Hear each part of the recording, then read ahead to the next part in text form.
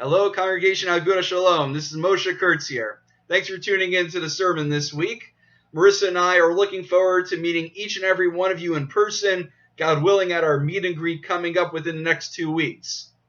Imagine as things get back to normal, you're attending a wedding, and you're at the wedding, there was just a beautiful chuppah, the bride and groom just got married to each other, and you notice your friend, the father of the groom, he's sitting off on the side afterwards. He looks a little despondent. You can see tears coming down his eyes. And you being a good friend, you go over to him. You ask him, is everything all right?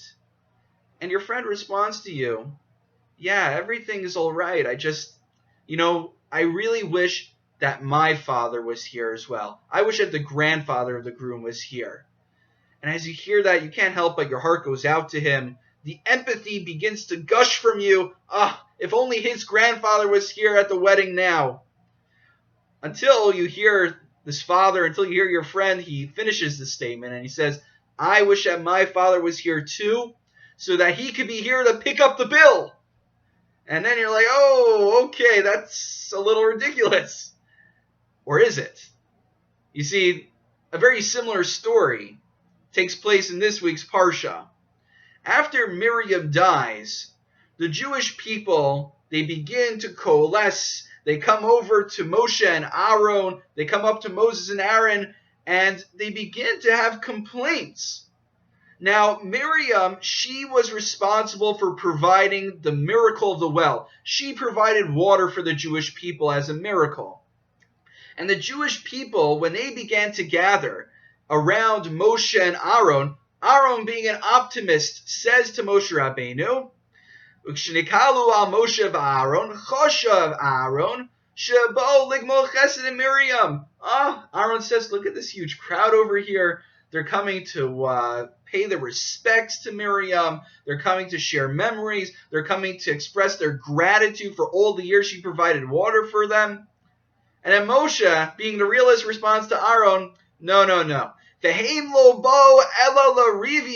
What are they coming to do with us? They're coming to air grievances. They're coming not to thank us for all the years, express gratitude for Miriam, to honor her memory. They're coming to express how thirsty they are and how they're complaining that Miriam's not around anymore to provide her services. So Miriam is no longer around to foot the bill. But there's another question that comes up in the Parsha, which is, why is it that the death of Miriam is juxtaposed to the karbanos? Why is the death of Miriam juxtaposed to the offerings?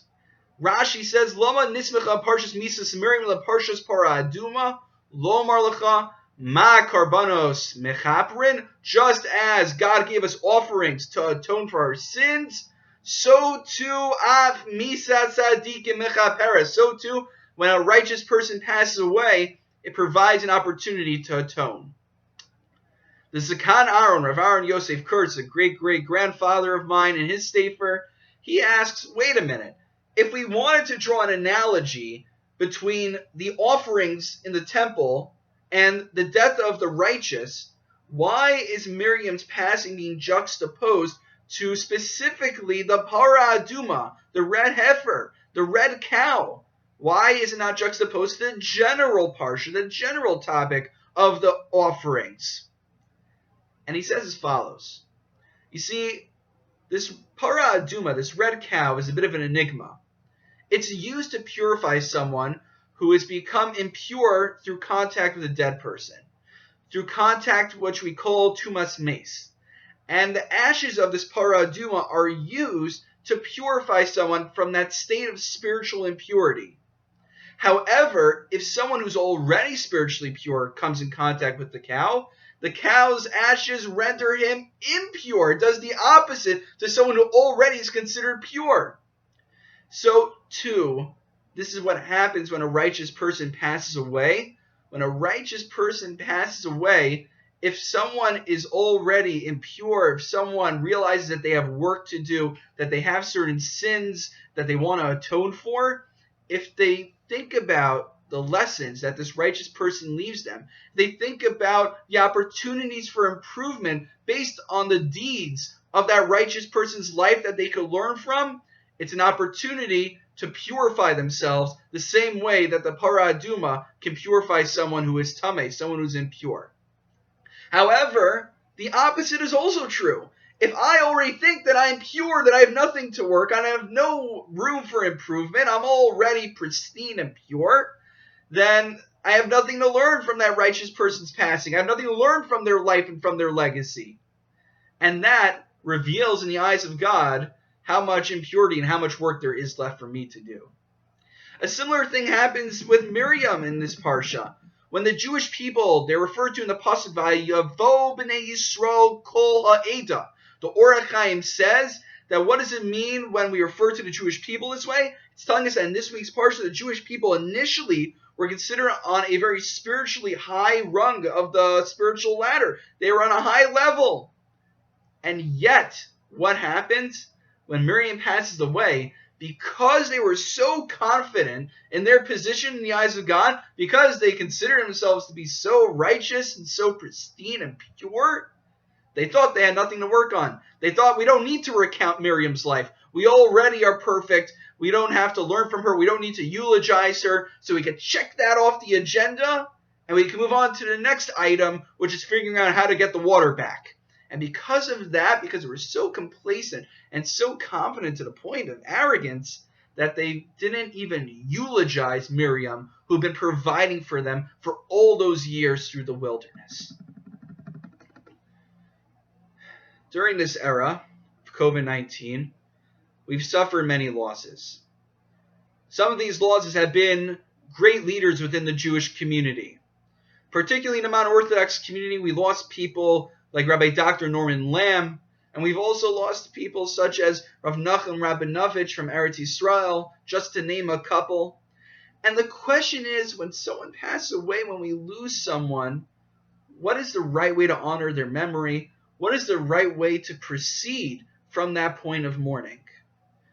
And one thing we could do is ask ourselves, what good deeds did they personify in their lifetime? And what can we learn from them to improve ourselves? Michael Feltzing, I have to thank him. He sent me actually an article about Rav Nachum Rabinovich, who I didn't know that much about, a Rosh Yeshiva in Eretz Yisrael, and a modern Orthodox thinker. I read the article about him, and I learned a lot from it. Learning from the people who passed away, that's the ultimate way to honor their memory and to improve ourselves. And this doesn't just apply to rabbis, it doesn't just apply to great Jewish leaders, people who make it in the newspapers in front of the magazine. That doesn't matter. We can learn from our mentors, loved ones, and friends who are no longer with us. If we can learn from the righteous deeds that they had in life, if we can learn how to better improve ourselves, that is the ultimate way to honor them. And it's the ultimate way for us, by improving ourselves, by purifying ourselves and recognizing that there's work to do, we can purify ourselves in a way that it performs a merit for those people and continues their legacy in our lives and the lives of others. These are thoughts that were on my mind, and these were thoughts that I wanted to share with you in this week's Parsha for this week. Please, if you have any ideas, any thoughts, any feedback, feel free to reach out to me. You can see my email. It's in the Shul Bulletin. Again, Marissa and I are very much looking forward to getting in touch. We look forward to meeting everyone in the community. Please sign up for the meet and greets. Please reach out in any way that we can meet you. And we are looking forward to joining this community. Thank you very much for tuning in, and have a great Shabbos.